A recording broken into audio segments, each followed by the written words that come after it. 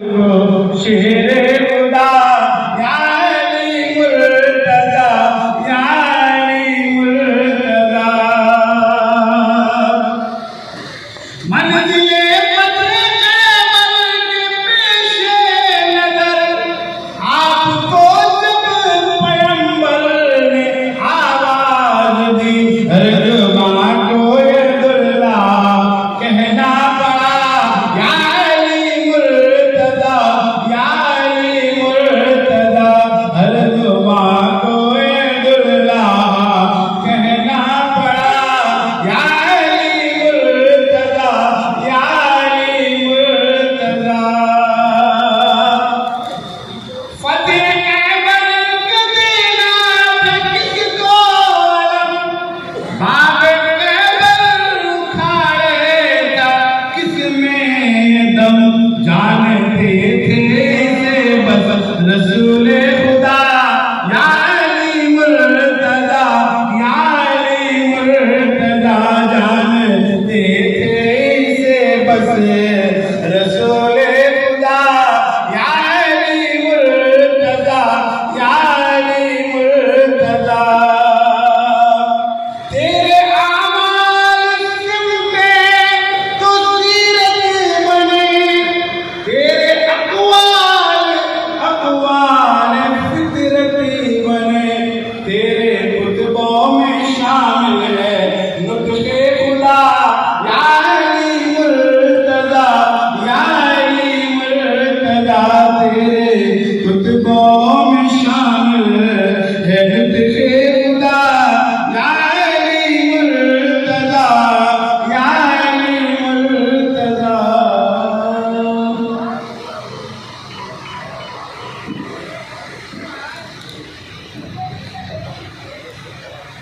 اب میں نگرانی اجلاس حضرت مولانا سعید شاہ صاحب سمدانی علیہ خادی صاحب سے مختلف کیوں مخاطب فرمائے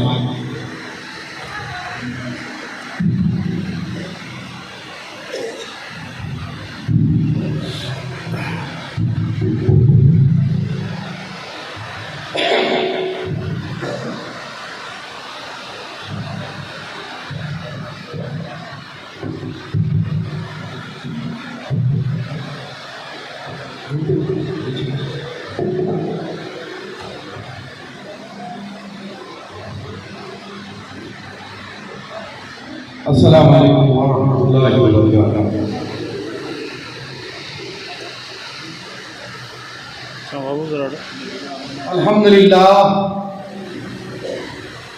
الحمد للہ نحمده ونستعینه ونستغفره ونعوذ باللہ من شرور انفسنا ومن سیئات اعمالنا من يهده الله فلا مضل له ومن يضلله فلا هادي له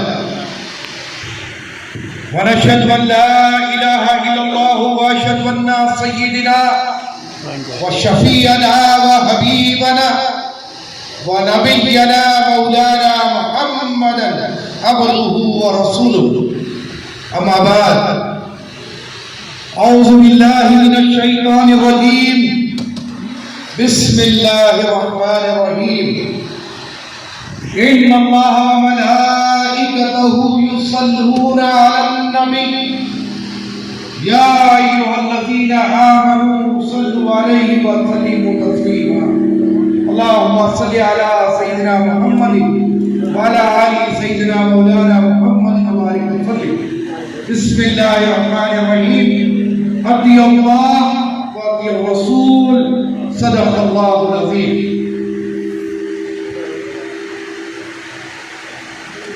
حضرات اکرام، یہ جلسہ عشق محمدی صلی اللہ علیہ وسلم اپنے دلوں میں رکھنے والوں کا جلسہ ہے، اور یہ جلسہ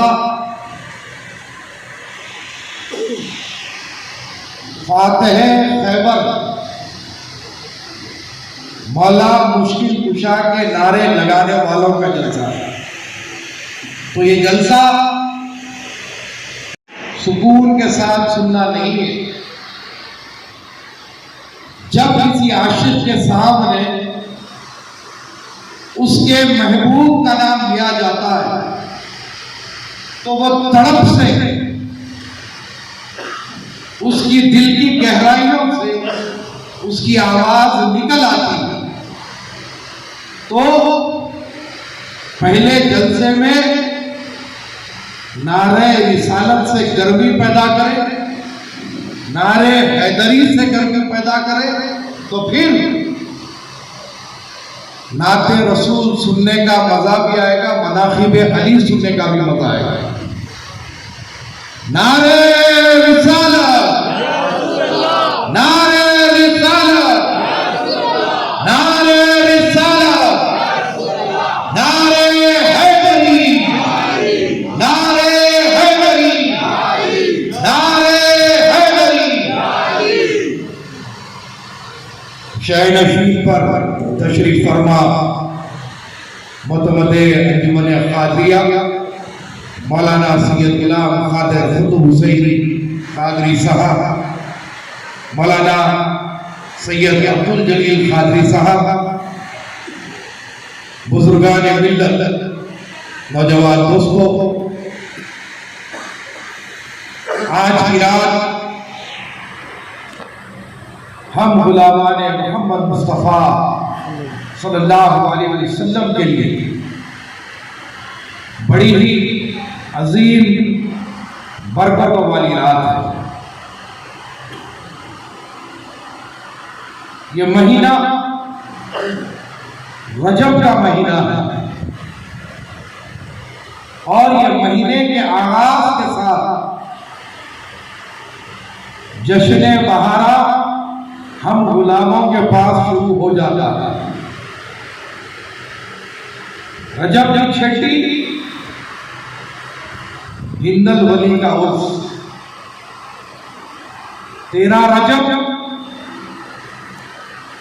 مولا مشکل کشا کی ولادت،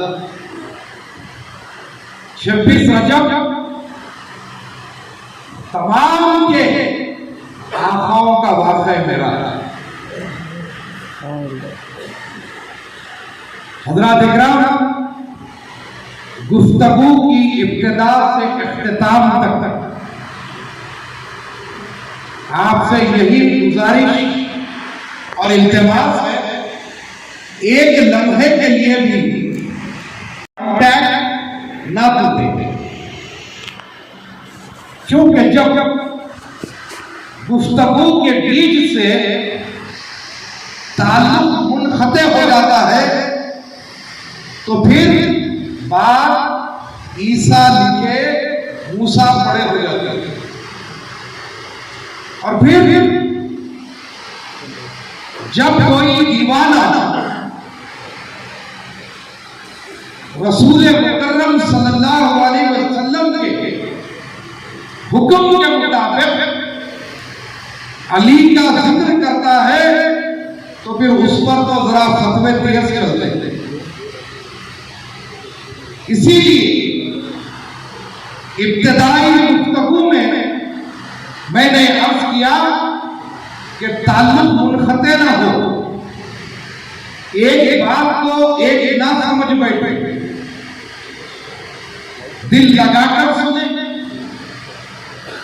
حضرت العلامہ سیف اللہ نظامی صاحب قبلہ نائب شیخ الجامعہ نے بڑی پیاری بات کہی کہ یہ جلسوں کا انعقاد جو کرنا ہے، اس کے جو پیچھے مقصد ہے وہ ریچارج ہے۔ کیا ہے؟ ریچارج ہے۔ عقیدوں پر ڈاکے ڈالنے والے نئے نئے فیس میں ہمارے پاس آتے ہیں، لیکن جب ایسے جلسوں میں ہم شرکت کرتے ہیں تو وہ ڈاکوں کا اثر ہم پر نہیں ہوتا، یوں سمجھ لو کہ شارٹ سرکٹ نہیں ہوتا، ہمارا ریچارج کمپلیٹ رہتا ہے اور ہم بٹھا کر اس کو جواب دینے کے موقع پہ رہتے ہیں۔ بہرحال میں نے 2 آیات شریفہ کی تلاوت کا شرف حاصل کیا، ایک جس میں پروردگار عالم فرما رہا ہے اے ایمان والو، قرآن میں کئی مقامات پر پروردگار عالم نے یا ایھا الناس، اے لوگوں، ان سے بھی مخاطب کیا ہے، ساری مخلوق سے، لیکن جب آپ اپنے حبیب کی بارگاہ میں درود و سلام کی آئی تو پھر وہاں پر خطاب صرف ایمان والوں سے ہوا، یا ایھا الذین آمنوا، اے ایمان والوں، اللہ اور فرشتے اپنے حبیب پر درود و سلام پڑھتے ہیں، تم بھی کب تک پڑھا کرو۔ کئی قسم کی عبادتوں کا حکم دیا گیا، کہیں پر بھی کسی مقام پر پروردگار عالم یہ نہیں فرما رہا ہے کہ میں اور ملائکہ بھی کرتے ہیں تم بھی کرو۔ روزے کا حکم ہوا تو ایمان والوں کے لیے، نماز کا حکم ہوا تو ایمان والوں کے لیے، حج کا حکم ہوا ایمان والوں کے لیے، زکوٰۃ کا حکم ہوا صاحب استطاعت ایمان والوں کے لیے، لیکن جب بات اپنے حبیب کی بارگاہ میں درود پڑھنے کی آئی تو پروردگار عالم فرما رہا ہے کہ اے ایمان والو، میرے حبیب پر میں بھی درود پڑھتا ہوں۔ اور یہ وہ عبادت ہے جس کے پڑھنے کے لیے کوئی وقت مقررہ نہیں، نماز چاہے فجر ہو، ظہر ہو، عصر ہو، مغرب ہو، عشاء ہو، تہجد ہو، اشراق ہو، چاند ہو، ہر نماز کے لیے وقت مقررہ ہے۔ رمضان کے روزوں کے لیے مہینے کا انتخاب کیا گیا، حج کے لیے مہینے کا انتخاب کیا گیا، لیکن درود ایک ایسی عبادت ہے جس کے لیے کوئی وقت مقررہ نہیں، اٹھتے پڑھو، بیٹھتے پڑھو، چلتے پڑھو، جیسے چاہے پڑھو، لیکن آقا کی بارگاہ میں درود پڑھتے ہو۔ اب بہت سارے لوگوں کا یہ خیال ہوتا ہے صلی اللہ علیہ وسلم کو نعوذ باللہ ثم معاذ اللہ پیٹھ پیچھے کا علم نہیں تھا، آپ کو علم غیب نہیں تھا۔ جب سرکار مدینہ صلی اللہ علیہ وسلم نے فرمایا کہ اے صحابیوں، مجھ پر کثرت سے درود پڑھا کرو، پردہ فرمانے کے بعد بھی ہم درود پڑھے تو میرے سرکار نے فرمایا کہ جب میں دنیا میں پردہ کر لوں اس کے بعد بھی جب کوئی میرا امتی مجھ پر درود پڑھے گا، ابھی فرشتے میری بارگاہ میں وہ نذرانہ پیش نہیں کریں گے، لیکن اس سے پہلے میں اپنے امتی کی لب کی چمچماہٹ اپنے کان سے سنوں۔ نعرہ رسالت، نعرہ حیدری۔ تو درود کی وہ فضیلت کہ ہم جہاں سے چاہے، جدھر سے چاہے، آقا دو جہاں صلی اللہ علیہ وسلم کی بارگاہ میں جب درود و سلام کا نذرانہ پڑھتے ہیں تو یقیناً آقا ہمارا درود بھی سنتے ہیں، ہمارا سلام بھی سنتے ہیں۔ بہت عام بات عموماً آج کل جو ہمارے معاشرے میں چل رہی ہے کہ قبرستان پر نہیں جانا، قبر پر نہیں جانا، تو سنو، سرکار مدینہ صلی اللہ علیہ وسلم نے فرمایا کہ جب ایک عام مومن مسلمان بندہ اس دنیا فانی سے گزرتا ہے اور اس کو قبر میں اتار دیا جاتا ہے، مٹی ڈال دی جاتی ہے، تو جب اس کو لوگ دفن کر کے پلٹ رہے ہیں تو قبر اپنی میت، جو میت ہے جس کو ہم مردہ سمجھ رہے ہیں، وہی مردہ، وہی میت جو لوگ دفن کر کر جا رہے ہیں، ان کے قدموں کی آہٹ سنتی ہے۔ یہی نہیں، پھر میرے آقا فرماتے ہیں جب کوئی بندہ مومن جو ایمان پر جس کا خاتمہ ہوتا ہے، جو اہل ایمان ہوتا ہے، تو جب اس کو قبر میں دفن کر دیا جاتا ہے اور کئی برس گزر جاتے ہیں، تو جب اس کی قبر کی طرف کوئی بندہ آنے لگتا ہے تو 40 قدم کی دوری سے وہ پہچان لیتا ہے کہ فلاں ابن فلاں آ رہا ہے۔ بلکہ میرے آقا فرماتے ہیں کہ مومن بندے کی بصارت اور سماعت قبر میں جانے کے بعد اتنی بڑھ جاتی ہے کہ 40 قدم کی دوری سے وہ آنے والے کے قدموں کی آہٹ سن کر فلاں ابن فلاں پہچان لیتا ہے، اور اس کی قبر پر جب کوئی پرندہ ہوتا ہے تو وہ جان لیتا ہے نر ہے یا مادی۔ سوچو، اہل ایمان رسول کا کلمہ پڑھنے والا جب یہ دنیا فانی سے گزرتا ہے، نہ اس کی سماعت ختم ہو رہی ہے، نہ بصارت ختم ہو رہی ہے۔ اب سوچو کہ اس نبی کے امتی جو عام مسلمان ہے، اس کی یہ سماعت اور بصارت ہے، تو اس کی امت کے محبوبین کی کیا بصارت ہوگی؟ اور جب محبوبین کی بصارت ہوگی تو امام الانبیاء سرکار مدینہ کی کیا بصارت ہوگی؟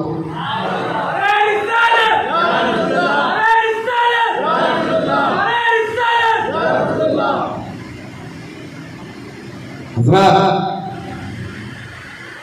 آج جب میں جلسے گاہ کی طرف آ رہا تھا تو میرے ذہن میں کچھ اور باتیں تھیں کہ میں کچھ اور کروں، لیکن مسلسل جب یہ فیس بک، یہ واٹس ایپ، انسٹاگرام اور نہ جانے کیا کیا بڑا ہوتا ہے، ان سے جو چیزوں کو جو ہے سرکولیٹ کیا جا رہا ہے اور ہمارے عقیدوں پر جو ڈاکے ڈالے جا رہے ہیں، میں نے سوچا کہ نہیں، آج بنیادی طور پر گفتگو ہو۔ جو بات بڑی آسان سمجھ میں آتی ہے، لیکن اس کو ایسا پکھاڑا بنایا جاتا ہے کہ اس کے عقیدے اور اس کا ایمان خطرے میں پڑ رہا ہے۔ اور ایک بات، جو دین ہم تک پہنچا، آج ہم ببانگ دہل یہ اعلان کرتے ہیں کہ ہم مسلمان ہیں، نبی کا کلمہ پڑھنے والے ہیں، ہم نبی کو اپنی جان سے زیادہ چاہنے والے ہیں، ناموس رسالت پر ہم اپنی جان قربان کرنے والے ہیں۔ حقیقت میں یہی ہونا چاہیے۔ لا الہ الا اللہ محمد رسول اللہ پڑھ لینا اور نمازیں ادا کر لینا، رمضان کا مہینہ آیا روزے رکھ لینا، اس کا نام مسلمان نہیں ہے، اس کا نام مسلمان نہیں ہے۔ خلیفہ دوم سیدنا عمر فاروق رضی اللہ تعالیٰ عنہ حالت ایمان میں ہے، سرکار کی خدمت میں حاضر ہے۔ سرکار نے فرمایا، عمر مجھے کتنا چاہتے ہو؟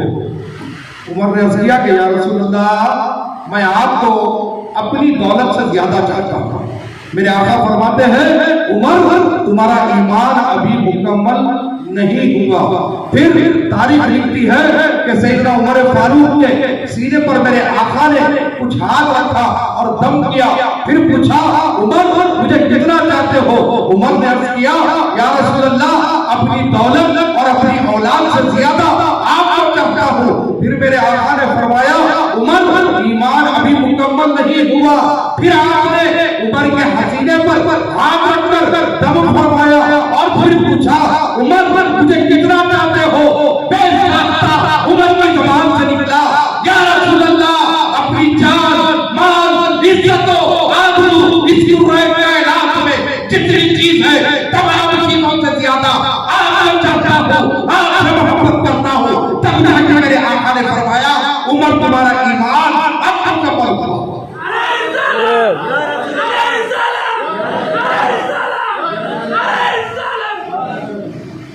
تو جو ایمان کی جو कसौटी ہے وہ یہی ہے کہ نماز پڑھ لینا، روزہ رکھنا یہ ایمان کی कसौटी نہیں، عزت و آبرو ہر چیز سرکار مدینہ پہ قربان کرنے کا جذبہ رکھنے کا نام ایمان ہے۔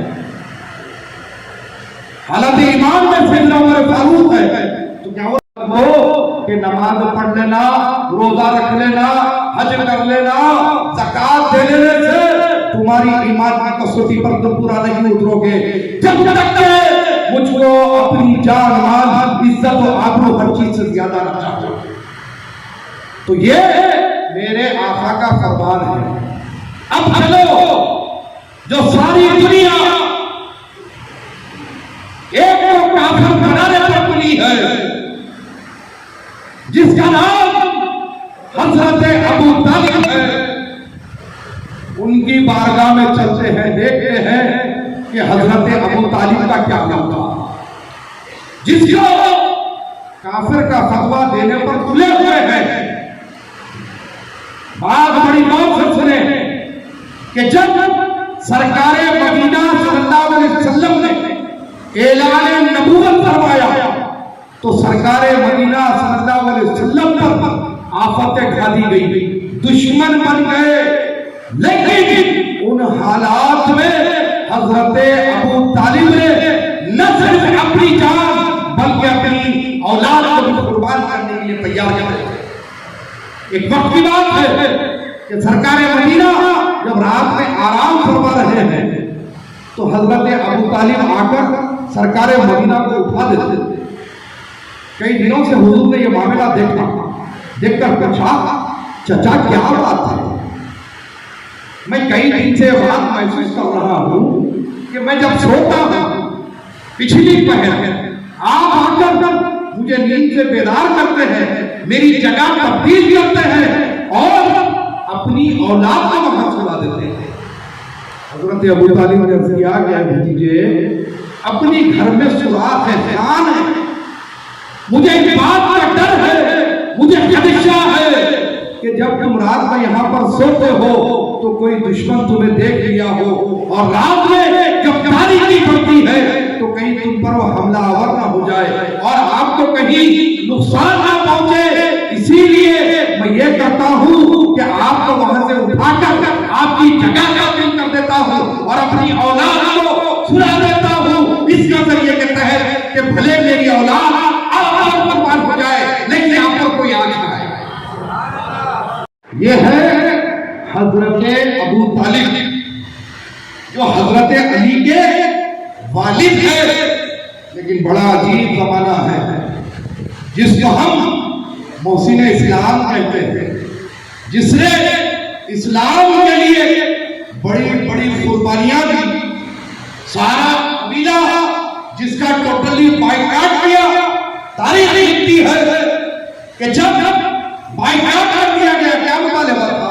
یہی تھا کہ محمد صلی اللہ علیہ وسلم کو ہمارے حوالے کر دیا۔ حضرت ابو طالب ڈٹے رہے، حوالے نہیں کیا۔ تاریخ لکھتی ہے کہ اتنے برے حالات آئے کہ جانور کے چمڑے کو ابال کر اس کا پانی پیا، اپنی بھوک مٹائی، لیکن کبھی بھی سرکار مدینہ کے معاملے میں سمجھوتا نہیں کیا۔ یہ ہے حضرت ابو طالب جس کو آج فتوے دینے کی کوشش کی جاتی ہے۔ بہرحال میں ایک پہلو کو آپ کے سامنے رکھ رہا ہوں۔ آج جگہ پر زمانہ جا رہا ہے اور جس طریقے سے ہمارے عقائد کو بگاڑنے کی کوشش کی جا رہی ہے، دیکھیے یقیناً سرکار مدینہ صلی اللہ علیہ وسلم کے ہر صحابی قابل تعظیم ہے۔ اگر کوئی سرکار مدینہ صلی اللہ علیہ وسلم کے صحابی احانت کرتا ہے یا گستاخی کرتا ہے تو وہ عقیدہ اہل سنت و جماعت سے ہٹ جاتا ہے، اس میں کوئی دو رائے نہیں ہے۔ لیکن جب ذکر علی کرے، فضائل اہل بیت کو بیان کیا جائے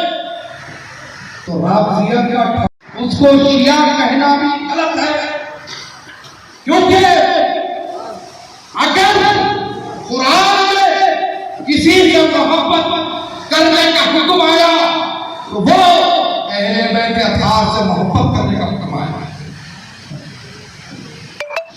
تعظیم سب کی ہے، لیکن محبت کرنے کا حکم اللہ نے جو دیا وہ اہل بیت اطہار سے محبت کرنے کا حکم ہے۔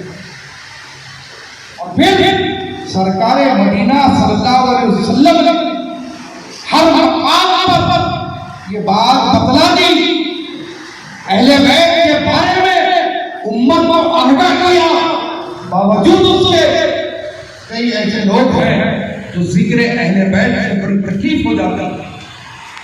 علی کا جب ذکر ہوتا ہے تو اس کے اوپر فتوے بازی ہوتی ہے۔ کیا بات ہے؟ کیوں؟ کیا وجہ ہے؟ معلوم ہوا کہ سرکار مدینہ صلی اللہ علیہ وسلم نے حضرت علی سے ایک بار نہیں 10 مرتبہ حضرت علی کا ہاتھ پکڑا اور فرمایا، علی تم سے صرف مومن محبت کرے گا اور منافق تمہارے کبھی قریب نہیں آئے گا۔ تو جو ذکر علی سے عداوت کرے، جو ذکر علی سے جس کو تکلیف ہو جائے، یاد رکھو وہ کتنا بھی تقوی والا ہو، کتنی بھی نمازیں پڑھتا ہو، کچھ بھی کرتا ہو، لیکن اس کا شمار مومن میں نہیں ہو سکتا۔ اسی لیے کیونکہ میرے آقا نے فرمایا علی سے محبت مومن کرے گا اور منافق کبھی علی کے قریب نہیں آئے گا۔ اور پھر حجت الوداع جو حضور پاک صلی اللہ علیہ وسلم حج کر کے تشریف لا رہے تھے مدینہ منورہ کی طرف، یہ ایک ایک جملے کو غور سے سنیں اور اپنے ذہن نشین کریں باتوں کو۔ حج سے واپس ہی ہو رہی تھی، حضور پاک صلی اللہ علیہ وسلم نے صحابہ کو حکم دیا کہ جو لوگ آگے چلے گئے ان کو پیچھے بلاؤ اور جو پیچھے رہ گئے ان کو آگے بلاؤ، اور پھر حکم فرمایا کہ یہاں پر ممبر لگایا جائے۔ تو صحرا میں ممبر کیسے لگاتا ہے؟ تو صحابہ اکرام نے گھوڑوں کی اونٹوں کی زینوں سے ممبر لگایا، اور اس کے بعد جب سارے صحابہ اکرام ایک جٹ جمع ہو گئے تو سرکار نے فرمایا کہ میں تمہارے پاس 2 بھاری چیزیں چھوڑ کر جا رہا ہوں، اگر تم اسے تھامے رہو گے تو تمہاری میری ملاقات کوثر پر ہوگی۔ سارے صحابہ ٹھہرے ہوئے حضور کا خطبہ سن رہے ہیں۔ عجیب و غریب منظر ہے کہ سرکار مدینہ نے بیچ راستے میں رکایا اور یہ ارشاد فرمایا کہ میں تمہارے پاس 2 بھاری چیزیں چھوڑ کر جا رہا ہوں، اگر تم اس کو تھامے رہو گے تو کوثر پر تمہاری میری ملاقات ہوگی۔ مطلب کیا ہوا کہ اگر یہ 2 چیزوں کو تم مضبوطی کے ساتھ تھامے رہو گے تو تمہارا خاتمہ بالخیر ہوگا، اور کوثر پر وہ تشنگی وہ پیاس کے عالم میں مجھ سے تم کوثر کا پیالہ حاصل کرو گے۔ صحابہ نے عرض کیا کہ یا رسول اللہ وہ کون سی چیز ہے جو آپ 2 بھاری چیزیں ہمارے بیچ میں چھوڑ کر جا رہے ہیں؟ میرے آقا فرماتے ہیں ایک قرآن ہے جو تمہارے بیچ میں چھوڑ کر جا رہا ہوں، دوسری میری اہل بیت ہے، اگر تم یہ دونوں کو تھامے رہو گے تو تم گمراہ نہیں ہوگے اور تمہارا خاتمہ بھی۔ سرکار مدینہ نے فرمایا کہ علی کہاں ہے؟ علی کہاں ہے؟ حضرت علی جب آگے بڑھے اپنے بازو پہ اٹھایا، اس کے بعد حضرت علی کا ہاتھ پکڑا، ہاتھ پکڑ کر ساری امت کو یہ درس دیا، اپنا حکم نامہ سنایا۔ پہلے پوچھا گیا کہ کون ہے تم میں جو مجھے اپنا آقا اور مولا مانتے ہیں؟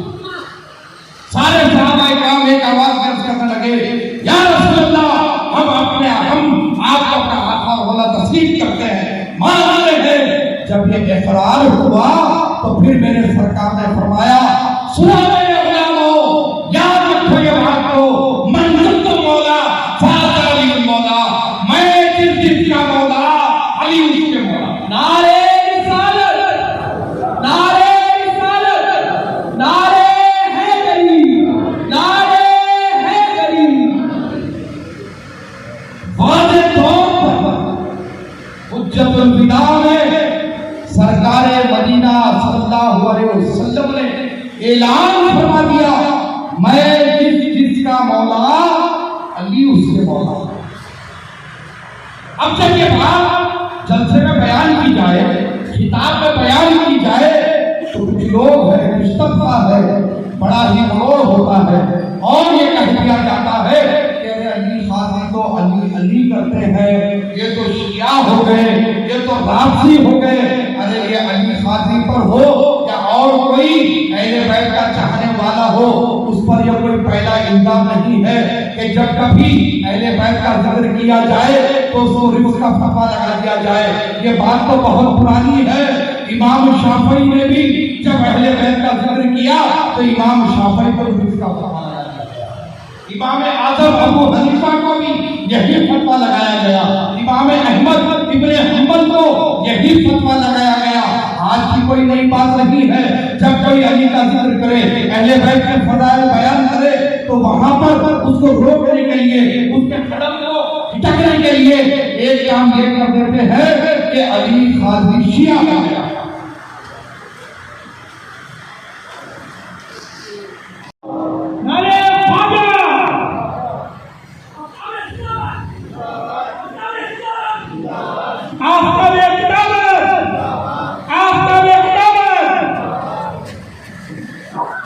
حضرات آپ کا دعوت کی آمد ہو چکی ہے اور حضرت کی موجودگی میں زیادہ طویل میں آپ کے بیچ رہوں یہ بالکل ہی غیر مناسب ہوگا، اس لیے میں اپنے خطبہ کو سمے کر رہا ہوں۔ یہ بات کو یاد رکھیں، ایک ماحول بنایا جا رہا ہے کہ جو کوئی ذکر اہل بیت یا ذکر علی کرے اس کو شیعہ کا یا رافضیت کا ٹھپا لگایا جاتا ہے، لیکن ہم ایسے لوگوں سے چوکن نہ رہیں۔ میں نے آپ سے شروع میں کہہ دیا کہ ہر صحابی رسول کی ہمارے پاس تعظیم ہے، اگر ان پر کوئی لعن طعن کرتا ہے تو وہ اہل سنت و جماعت کے عقیدے سے ہٹ کر ہے، لیکن ہم عقیدہ اہل سنت کے مطابق سرکار مدینہ صلی اللہ علیہ وسلم کے حکم کے مطابق ذکر اہل بیت کرتے رہیں گے، ہم اس سے پیچھے ہٹنے والے نہیں ہیں۔ اور ایک بات بحیثیت کے صدر مرکزی انجمن خاصیہ میں آپ کو واضح کرنا چاہتا ہوں کہ آج ہمارے مہمانوں نے ایک شخص کا بھی نام تھا، لیکن کل وہ صحابہ نے مجھے فون کیا اور مجھ سے اسی عنوان پر انہوں نے گفتگو کی اور انہوں نے اپنے والد کا موقف میرے سامنے رکھا، تو میں نے کہا کہ آپ کے والد جو تقریر شہر حیدرآباد اور محبوب نگر میں کرے، آپ کے والد کے موقف سے ہم متفق نہیں ہیں، نہ آپ کو یہ اہل بیت کے چاہنے والوں کے شہر نشین پر ہم موقع دے سکتے ہیں۔ بھلے ہی آپ نہ آئے ہمارے جلسے میں، ہمیں پرواہ نہیں ہے، ہم علی کے چاہنے والوں کو اس جلسے میں بلاتے ہیں، علی سے عداوت کرنے والوں کی مدح بیان کرنے والوں کو ہم اس جلسے میں نہیں بلاتے۔ کیوں؟ کیونکہ ہم وفادار ہیں، ہم رسول کے وفادار ہیں، ہم وہ صدیق اکبر کے روایت کردہ حدیث کے ماننے والے ہیں جو میرے صدیق اکبر فرماتے ہیں کہ علی کے چہرے کو دیکھ کر عبادت۔ ہم وہ ذات کو مانتے ہیں جو علی سے محبت کی، جس نے رسول سے محبت کی۔ ہم وہ ہر شخصیت کو مانتے ہیں جو اہل بیت کو مانتا ہے۔ اب اگر کوئن باکس کی طرح